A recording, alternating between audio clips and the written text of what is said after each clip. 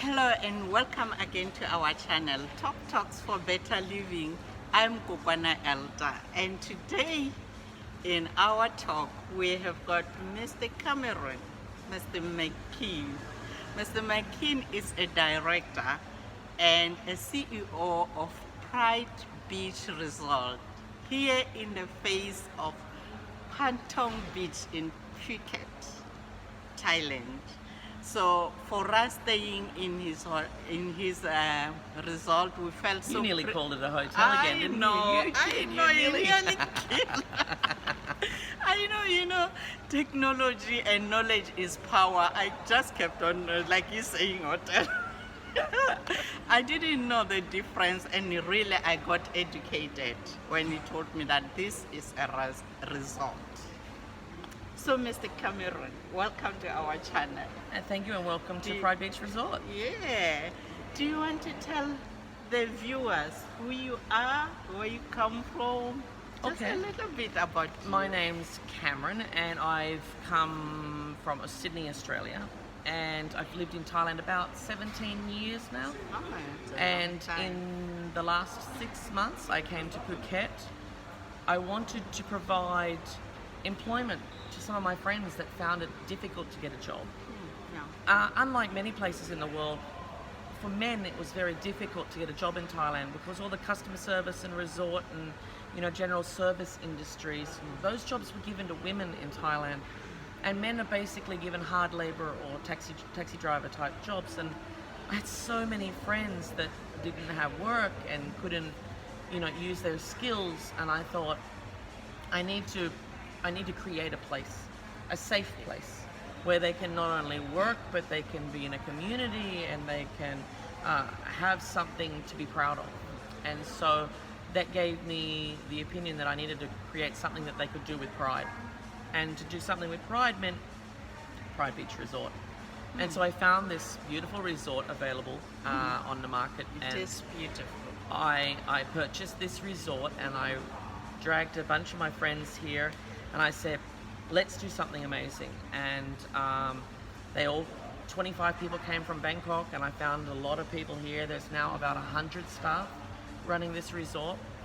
And everything from the bars through to the restaurants and the kitchen, it's 98% male, 98% men. Oh. And it's not actually all gay. It's probably around 30-40% gay and the rest straight men. Men are men, irrelevant of whether they're gay or straight. They have the same struggles, they have the same problems. And, we all get along really, really well. And we run a resort unlike anybody else runs a resort. And it's put together well, and they appreciate the work. And I wanted to do something different, and I wanted to give them a life and education and experience and job experience and really make a difference, and that created a big family for me. Oh, you just said big family. Yes. Do you have a family back home? No, I don't. My father and mother have died already. I don't have any brothers or sisters. So for me, I didn't have any family before I came to Thailand. So this is like a family you never had. Yes. I have taken on board a lot of great advice from a lot of people that I've met, and I've created an amazing family here. And many of the people that I've came to Phuket with, I had been friends with for as long as 10-14 years, that long. And I realized that is as good as family. Some of us are not lucky enough to have mothers and fathers or brothers or sisters, and I certainly wasn't, and it doesn't mean that we need to be alone. It doesn't mean we need to be lonely. Yeah, just to support what you have said about helping people, that is called giving back to your people. If you can manage to have something yourself, and then look back that there are others who would love to have 1, 2, 3, but they don't have. Like you're saying, you don't have a family, and you find some others who do not have families as well, and here you are. And there are so many of us. There are so many people in the world right now who don't have brothers or sisters or fathers or mothers.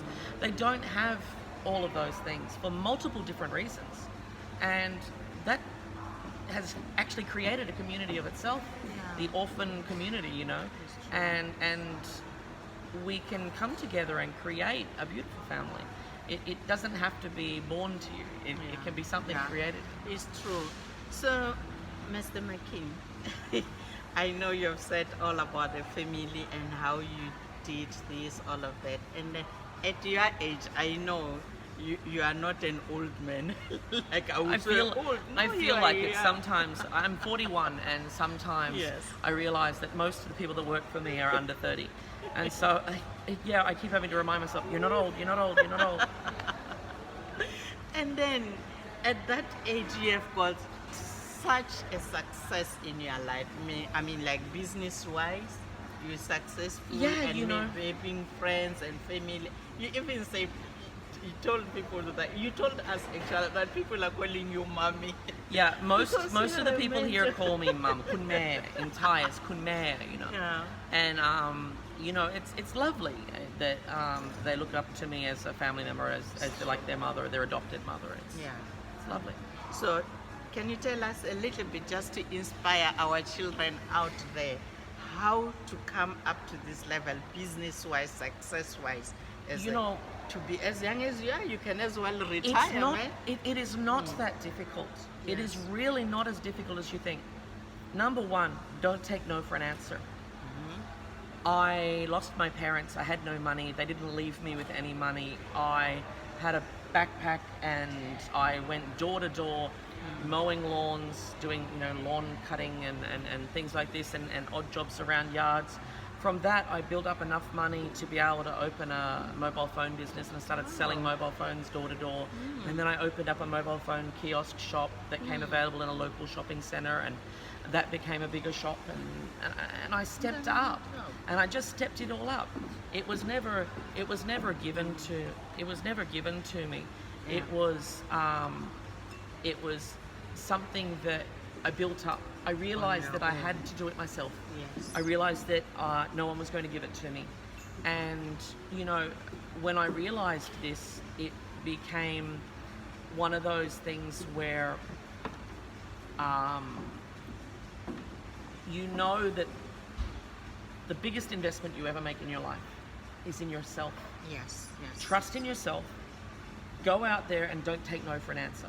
People said to And me, just do you couldn't it." start your own phone company. Yes. And I went, why not? And I did it, and I found a way. And next thing, from selling mobile phones with a mobile phone business to being a reseller, and from being a reseller to starting my own brand, and then from there moving my way up. I built very, very quickly over 8 to 10 years a multi-million-dollar business. Wow. And it all came from nothing. There was no money. Because you had that will. Wherever there is a will, There's is a a way. way. Yeah. And then if you just do it, it will happen.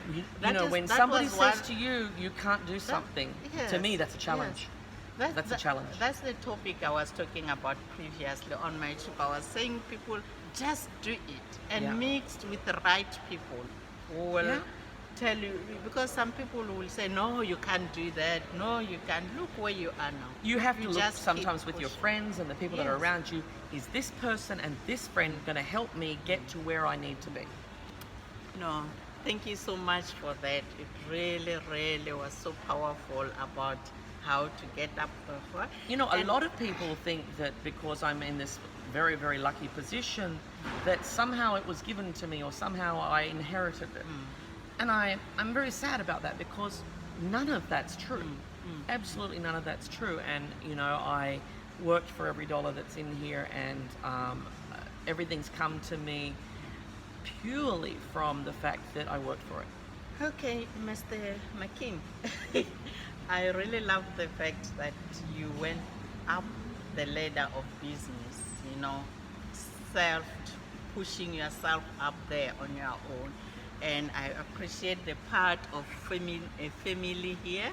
And then on your family part, you mentioned something about the gay people, blah, blah, blah, blah. Is there any little thing you can tell us about that? Okay, like I know most people are still not accepting that, as if they are people. Does it affect you as well sometimes? Like I grew up in a farming part of Australia, and it was a very strong Christian Catholic area, and the concept of gay was very strictly not acceptable, and it wasn't accepted by the community back then. And I knew at that time that I didn't have a choice.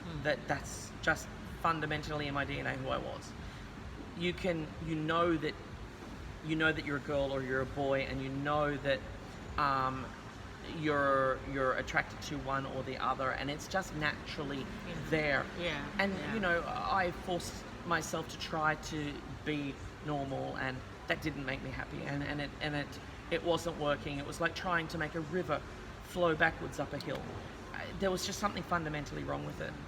I have had a lot of people that said, oh well, what a shame you're gay, you're going to miss out on all the important things, and I'm not going to have grandchildren, and I'm not going to have all these things. None of this is true. This is 2019, and you can have whatever you want now.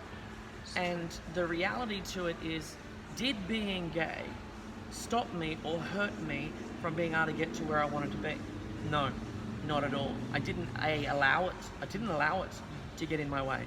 And B, anyone that had a problem with it, well, they had their own problems. They didn't concern me. And it's 2019. It's no longer such a big topic anymore. In fact, the line between gay and straight now in many places is quite a blurred line. But how is it relevant?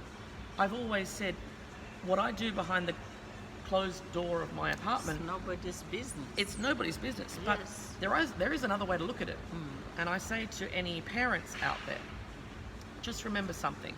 Your child may choose not to have children, and your child hasn't chosen to be gay. But one thing that you can consider is they won't have the costs and liabilities associated with building a family of their own, which means that they will be more career focused.